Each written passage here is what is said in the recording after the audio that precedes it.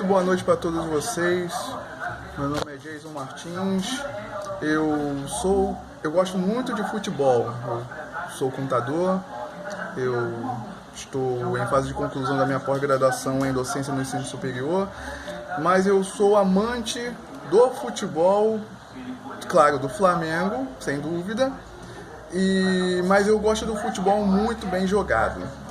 Então nós vamos pegar, eu gostaria de conversar com você que é tricolor, que é vascaíno, e também um botafoguense, porque eu estou muito preocupado com o futuro do futebol carioca em si, tá?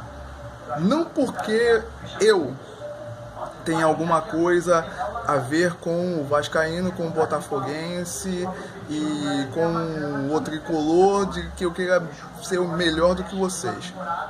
Mas surge uma pergunta para vocês, sinceramente, que é torcedor de coração do seu time e que vê a situação em que os times cariocas em geral eles se encontram, com falta de dinheiro, com crise política em seus clubes.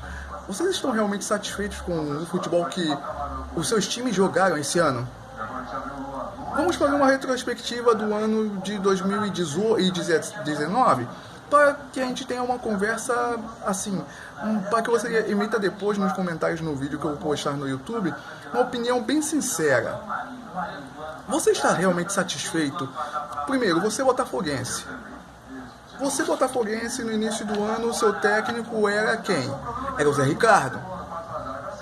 O Zé Ricardo, ele conseguiu resultados tão pífios. O Zé Ricardo, ele não conseguiu se classificar, tá, para as semifinais do Campeonato Carioca em nenhum dos dois turnos, e por isso ele foi demitido. 9 dias antes de começar o Campeonato Brasileiro, ou 13 dias antes de começar o Brasileiro, se eu não me engano, 13 dias antes de começar o Campeonato Brasileiro, ele foi demitido e pegaram exatamente o Eduardo Barroca, que era um técnico que era da base do Botafogo, do Sub-20, se eu não me engano, e que foi colocado para comandar o profissional. O Barroca, ele conseguia tirar mais desse time do Botafogo, que até tem bons valores individuais, do que o Alberto Valentim e o Zé Ricardo conseguiram tirar. E o time do Barroca, ele era um time bem característico, com toque de bola, um time que faltava um pouco de profundidade às vezes, mas era um time que tinha plano de jogo, era um time que exatamente sabia como, às vezes, sair no contra-ataque. Ele jogava de acordo com o adversário, mas com adversários mais fracos ele tentava impor o seu toque de bola e impor o estilo ofensivo, tá? Ele tinha uma identidade que agradava o torcedor botafoguense, mas lamentavelmente não agradava nem aos dirigentes, nem aos xiitas que servem aos dirigentes, que foram aqueles que, depois de 6 derrotas, entraram na sede no CT do Botafogo, se eu não me engano ele fica no Engenhão, do lado do estádio, e foram dar porrada nos jogadores. Que legal, que bacana. O que aconteceu? Logo no jogo seguinte a essa cobrança por parte desses torcedores, o Botafogo perdeu mais um jogo. O que aconteceu? Caiu o Barroca. E o Barroca, quando ele saiu do Botafogo, por mais que tenha perdido 7 seguidas, o Botafogo estava ainda em 12º lugar e estava a mais de 8 pontos, uns 10 pontos acima da zona de rebaixamento. Não tinha perigo nenhum. Aí quem trouxeram de volta? Trouxeram o Alberto Valentim, que já estava caindo com o Avaí. Trouxeram o Alberto Valentim, que brilhante, que legal, vamos salvar o Botafogo. O que aconteceu? O Botafogo chegou à zona de rebaixamento. O Botafogo só não caiu porque tinha times piores do que ele, e 2, porque o Cruzeiro fez muita força para cair. Senão o Botafogo ele realmente não teria se salvado. Não conseguiria fazer isso, não com o Alberto Valentim. Conseguiria com o Barroca, mas não com o Alberto Valentim. Ah, mas você é flamenguista, você não pode falar assim, uma botafoguense? Seja sincero. Analise o que eu estou falando. Se você concordar comigo, eu vou postar esse vídeo no canal Futebol e Realidade do YouTube. E também eu vou postar esse vídeo no meu canal, na minha página pessoal do Facebook. E falem nos comentários, veja se eu estou certo na minha análise ou se eu estou errado. E se eu estou errado, explique o porquê, tá bom? Agora vamos... E o pior de tudo, que pro Botafogo, o Valentim vai ficar. Ou seja, Botafogo viu que o trabalho do cara é ruim e vai manter esse mesmo cara. Ou seja, o Botafogo ele abrasou o resultadismo e mesmo que isso não signifique a falta de futebol apresentado. E vocês esperem, botafoguenses, vocês vão chorar muito no Carioca, que o Botafogo vai ser isso aí, tá? Se vocês concordarem ou não, vão nos comentários, no Facebook e no YouTube. Agora o Fluminense. Começou muito bem o Carioca com o Fernando Diniz. Toque de bola, dando sufoco no Flamengo, que na época, no início do ano, era comandado pelo Abel Braga, que apresentava com o Flamengo um futebol horroroso, terrível, tétrico, frio, péssimo. E aí, o que aconteceu? Estava fazendo uma boa campanha na Copa do Brasil, excelente campanha na Copa do Brasil, mesmo perdendo muito gol, mas fez excelente campanha na Copa do Brasil.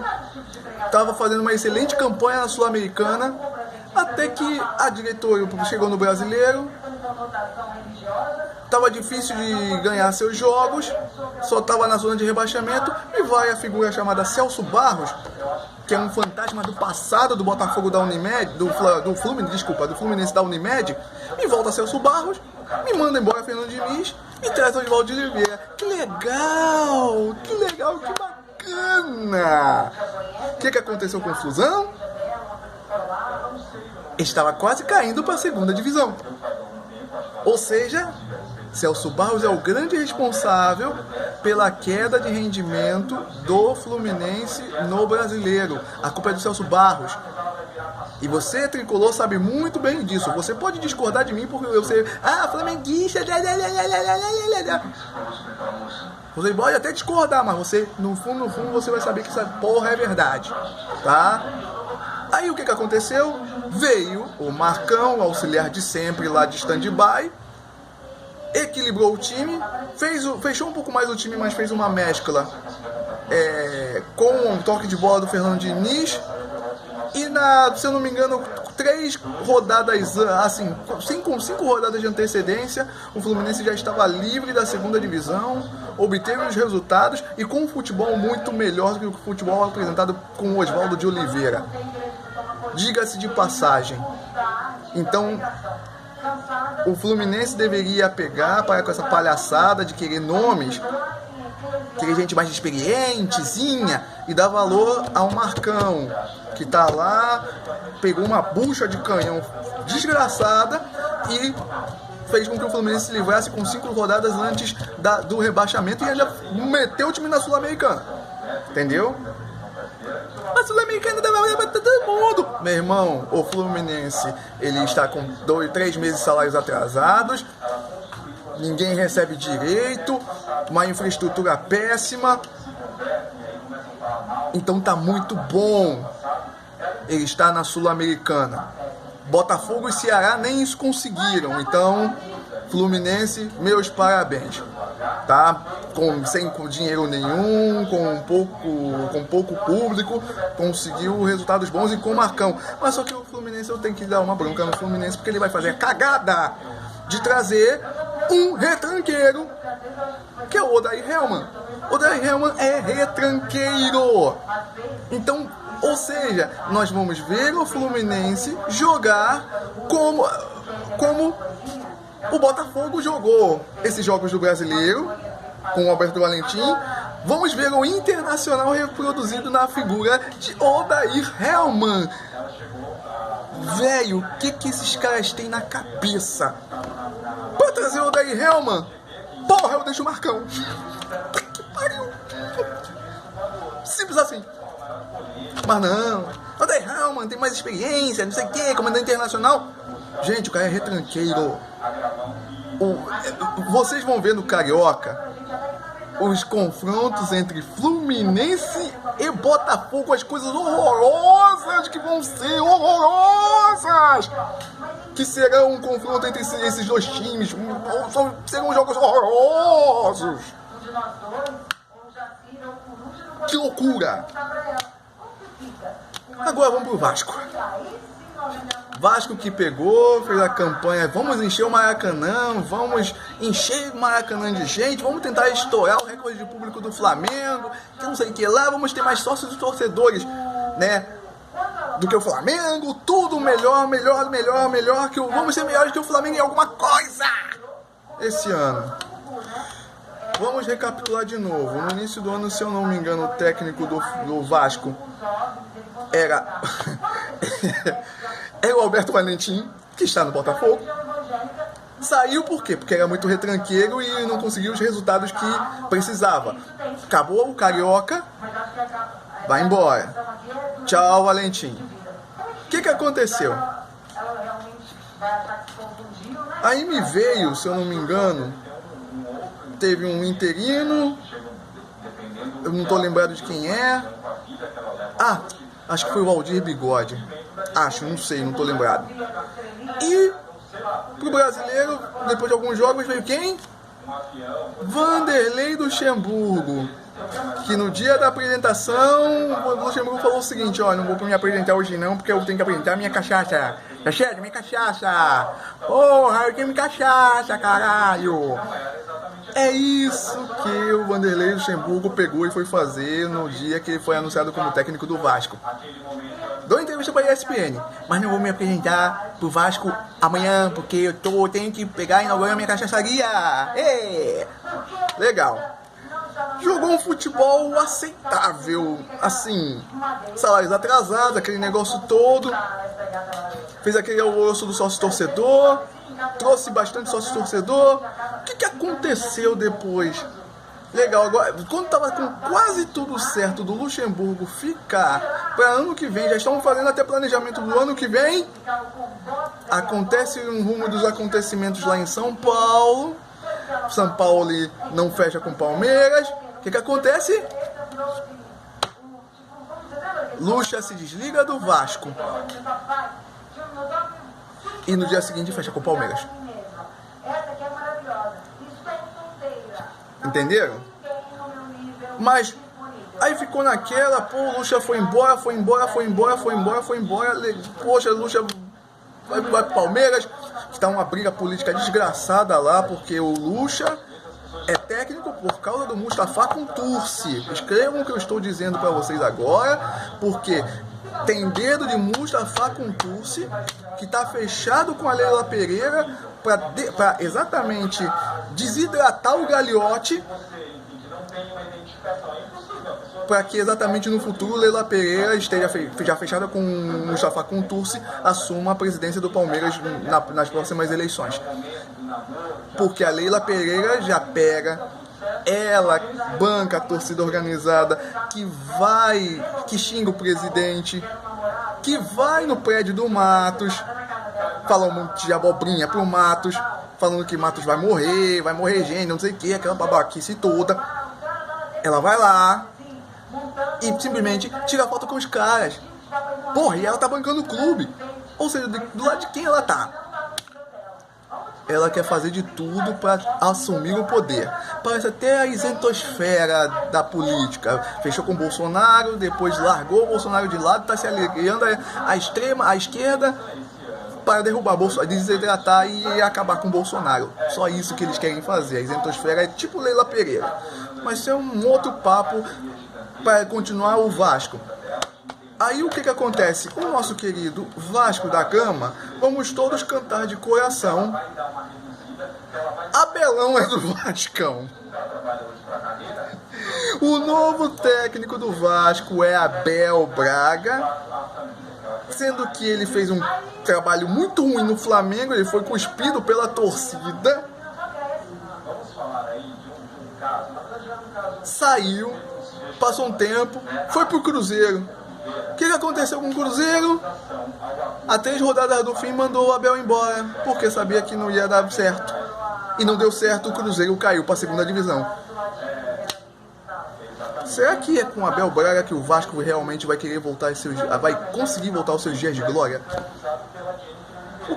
Onde é que esses caras, Campelo, esses camaradas do Conselho do Vasco, o Riquinho, essa putada, onde é que eles estão com a cabeça? Pra falar que Abel Braga pode ser um novo símbolo da restauração do Vasco. Não é nada contra a pessoa do Abel, mas, gente, o Abel tá na hora dele pegar. Ele teve um drama pessoal há 3 anos atrás, um drama pessoal que não é fácil pra ninguém, perder um filho. Se fosse o Abel Braga nessas situações, eu até sairia do futebol. Porque no mundo do futebol e no mundo dos negócios em si, se você não estiver sempre se qualificando, você sempre fica para trás. E aí passam com 2 caminhões por cima de você vira picho de asfalto mesmo. O Abel deveria, pro bem dele, não aceitar mais cargo em clube nenhum para ele realmente se reencontrar, principalmente depois da morte do filho dele, tá? Mas as pessoas vão procurar o Abel às vezes acha que ocupando a cabeça dele com o futebol, acha que ele não vai sofrer tanto com a ausência do filho. Mas a culpa não é do Abel, a culpa é dos dirigentes de Vasco, de Botafogo e de Fluminense, porque eles trouxeram 3 técnicos, vão começar 2020 com 3 técnicos retranqueiros. Todos vão se fechar atrás, eles vão procurar sair no contra, pegar por uma bola para sair no contra-ataque. E se essa bola nunca surgir para eles pegarem e sair no contra-ataque? Como aconteceu, por exemplo, no jogo contra o 2 anos atrás, jogo entre Grêmio e Barcelona. Vamos fechar que o Grêmio mudou o estilo dele para encarar o Real Madrid. Vamos nos fechar atrás e sair no contra-ataque eles pegando uma bola. Essa bola, eles nunca viram essa bola. 1-0 o Real Madrid comeu a bola e dominou o jogo. Então, como diria o outro, o medo de perder tira a vontade de ganhar. Acho que quem fala isso é Vanderlei Luxemburgo. E ele tá certíssimo. E não é assim que Botafogo, com esse medo de perder pro Flamengo, não é assim que Botafogo, que Vasco e que Fluminense, eles vão se reerguer das cinzas, sair da merda onde estão em sentido financeiro e trazer seu torcedor de volta. Eles têm que querer oferecer algo mais. E esse algo mais é para se propor a apresentar um futebol melhor. Vai na base, traz Vasco, traz o de Bigode, Botafogo, traz Barroca, Fluminense reaproveita Marcão, sabe? Fora o Botafogo, que tem pouca base, mas ele pode aproveitar valores do centro-oeste, de Goiás, de Santa Catarina, de times do interior de Santa Catarina, que o Botafogo costuma se dar bem com esses rebotalhos, tá? Esses jogadores de centros pequenos para montar um time, como aconteceu com o Botafogo de 89 e também com o Botafogo de 95, campeão brasileiro. Mas eu me lembro mais também do Botafogo de 89, que trouxe jogador de Paulinho Criciúma, Mazolinha, e também integrando com jogadores de times pequenos do Rio, montou um time e fez um time muito competitivo, comandado por Raul de Espinosa, tá? O Fluminense tem uma excelente base, que não deve ser usada só para vender jogador. Por exemplo, o João Pedro já está vendido. Quando ele estourou no profissional, ele já estava vendido para o Watford. Tem que pegar um técnico que conheça a base do Fluminense, que esse é o Marcão, e apresente os jovens valores. Trazer caras emprestados que custam uma fortuna e não oferecem nada de bom, não dá mais para agir assim. Entendeu? Se reestruture financeiramente. Mesma coisa é o Vasco, com uma base maravilhosa. Porra, me traz Abel Braga, cara. Pega o de Bigode, meu. Ou então um técnico Barroca, que sabe trabalhar com jovem, sabe trabalhar com base. Usa esses caras. Mas sabe qual é o problema? Dirigente de futebol brasileiro, ele quer escudo. Dirigente de futebol brasileiro é frouxo. Dirigente de futebol brasileiro, na maior parte, são filhos da puta. É isso que eles são. Então você, vascaíno, Cruz Maltino, você, tricolor, e você, botafoguense, abra o olho de vocês porque o futebol a ser apresentado já no Campeonato Carioca vai ser o pior futebol possível e vocês vão pedir a cabeça desses caras, desses técnicos. Não por causa dos técnicos, é porque os dirigentes de vocês são um bando de filhos da puta. Eu fecho esse vídeo por aqui e eu espero que vocês reflitam. Exatamente voltem pro passado de vocês, década de 80, 90, como vocês podem montar times competitivos mesmo com pouco investimento. Botafogo pode pegar jogadores, por exemplo, o Luiz Fernando é um exemplo disso, foi lá no no Atlético Goianiense, pegou o rapaz joga muito, é um excelente jogador. Botafogo pode recorrer a esses valores com pouco orçamento e pode montar um time competitivo. Tá? Um time competitivo. Vasco e Fluminense podem usar a base, mas que tragam técnicos que valorizem a base e procurem colocar um estilo ofensivo para valorizar os garotos, tá bom? Muito obrigado pela atenção de vocês e se inscrevam no meu canal Esporte e Realidade no YouTube e me sigam também no meu Facebook pessoal, tá bom? Um abraço para todos vocês e que o futebol carioca, com o crescimento de vocês, vai se tornar um futebol muito melhor, porque o Flamengo precisa de concorrente. Um abraço a todos.